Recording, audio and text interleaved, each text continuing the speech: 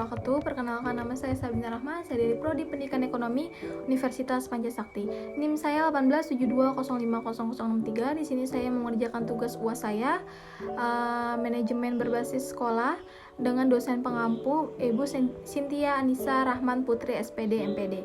Oke teman-teman, kita simak video selanjutnya ya. Oke, di sini ada pertanyaan, berikan argumen saudara terhadap asumsi bahwa format manajemen berbasis sekolah merupakan jalan masuk terdekat menuju peningkat mutu yang relevan.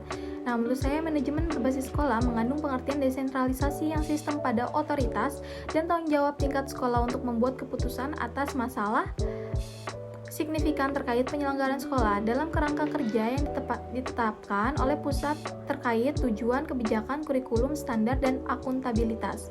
Tampaknya pemerintah dari setiap negara ingin melihat adanya transformasi sekolah ya teman-teman. Nah, makanya dalam menerapkan MBS ini, maka pihak sekolah memiliki hak otonomi, yaitu hak atas kewenangan sekolah dalam mengatur dan mengurus kepentingan sekolah dalam mencapai tujuan pendidikan serta dapat menciptakan mutu pendidikan yang baik. Tujuan ini ditentukan berdasarkan penataan dan pengkajian terhadap situasi dan kondisi organisasi seperti kekuatan dan kelemahan, peluang dan ancaman. Kemandirian berasal dari kata mandiri, yang memiliki arti keadaan dapat berdiri sendiri, tidak bergantung kepada orang lain. Sementara itu, kemandirian adalah hal atau keadaan dapat berdiri sendiri tanpa bergantung pada orang lain. Oke, di sini ada tujuan MBS ya. Yang pertama ada meningkatkan mutu pendidikan dan pengelola dan inisiatif sekolah dalam pengolahan dan memberdayakan sumber daya yang tersedia. Yang kedua, meningkatkan kepedulian warga sekolah dan masyarakat dalam penyelenggaraan pendidikan melalui pengambilan keputusan. Yang ketiga, meningkatkan tanggung jawab sekolah kepada orang tua, masyarakat, dan pemerintah tentang mutu sekolah. Yang keempat, meningkatkan kompetensi yang sehat antara sekolah untuk pencapaian mutu pendidikan yang diharapkan.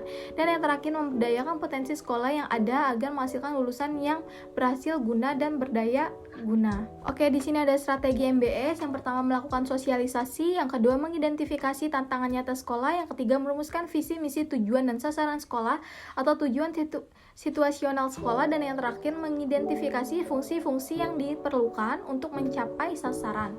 Oke, di sini ada analisis SWOT-nya ya dalam pendidikan, yaitu sendiri dapat didefinisikan dengan suatu identifikasi berbagai faktor secara sistematis untuk merumuskan strategi perusahaan. Analisis ini didasarkan pada logika yang dapat memaksimalkan kekuatan atau strength dan peluang opportunity, akan tetapi secara bersamaan dapat minimalkan kelemahan, weakness, dan ancaman threats. Ada beberapa tahapan dan langkah yang mesti ditempuh dalam melakukan analisis SWOT ya. Antara lain, langkah pertama, identifikasi kelemahan atau internal. Yang kedua, ancaman eksternal globalisasi yang paling urgent untuk diatasi secara umum pada semua komponen pendidikan. Langkah kedua, identifikasi kekuatan internal dan peluang eksternal yang diperkirakan cocok untuk mengatasi kelemahan dan ancaman yang telah diidentifikasi pada langkah pertama. Langkah ketiga, melakukan analisis SWOT lanjut setelah diketahui kekuatan, kelemahan, peluang, dan ancaman dalam konteks sistem manajemen pendidikan. Langkah keempat, rumuskan strategi-strategi yang direkomendasikan untuk menangani kelemahan dan ancaman, termasuk pemecahan masalah, perbaikan, dan pengembangan lebih lanjut. Dan langkah terakhir adalah tentukan prioritas penanganan kelemahan dan ancaman itu. Disusun suatu rencana tindakan untuk melaksanakan program penanganannya. Oke, di sini ada analisis SWOT-nya. Yang pertama ada kekuatan, knowledge atau kepakaran yang dimiliki lulusan dihasilkan atau pelayanan yang unik, lokasi tempat lembaga pendidikan berada, kualitas lulusan atau proses. Yang B, kelemahan, kurangnya pengetahuan sosialisasi lembaga pendidikan lulusan yang tidak dapat dibedakan dengan lulusan lembaga pendidikan atau lembaga pendidikan lain.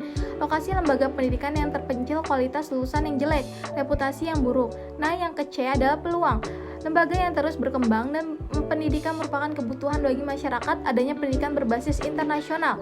Peluang karena lembaga pendidikan yang tidak sanggup memenuhi pemerintahan masyarakat. Oke, yang terakhir ada ancaman, adanya lembaga pendidikan Islam baru di area yang sama, persaingan harga dengan lembaga pendidikan lain. Lembaga pendidikan lain mengeluarkan lulusan yang baru, yang inovatif. Lembaga pendidikan lain memegang pangsa pasar terbesar. Faktor internal atau kekuatan yang dimiliki lembaga pendidikan. Yang pertama ada knowledge atau kepakaran yang dimiliki. Yang kedua, lulusan dihasilkan atau pelayanan yang unik. Ketiga, lokasi tempat lembaga pendidikan berada. Kualitas, yang terakhir adalah kualitas lulusan atau proses. Nah, faktor internal atau kelemahan yang dimiliki lembaga pendidikan yaitu kurangnya pengetahuan sosialisasi lembaga pendidikan. Yang kedua, lulusan yang tidak dapat dibedakan dengan lulusan lembaga pendidikan atau lembaga pendidikan lainnya. Yang ketiga, lokasi lembaga pendidikan yang terpencil. Yang keempat, kualitas lulusan yang jelek. Nah, di sini ada faktor eksternalnya, peluang yang dimiliki lembaga pendidikan, yang pertama adanya pendidikan berbasis internasional, yang kedua lembaga yang terus berkembang dan pendidikan merupakan kebutuhan bagi masyarakat, yang tiga peluang karena lembaga pendidikan yang tidak sanggup memenuhi permintaan masyarakat. Di sini juga ada faktor eksternal ancaman yang dimiliki oleh lembaga pendidikan. Yang pertama, adanya lembaga pendidikan Islam baru di area yang sama. Yang kedua, persaingan harga dengan harga pendidikan dan dengan lembaga pendidikan lain. Yang ketiga, ada lembaga pendidikan lain mengeluarkan lulusan baru yang inovatif. Dan yang terakhir, lembaga pendidikan lain memegang pangsa pasar yang terbesar. Oke teman-teman, terima kasih sudah menonton video saya. Semoga bermanfaat. Wassalamualaikum warahmatullahi wabarakatuh.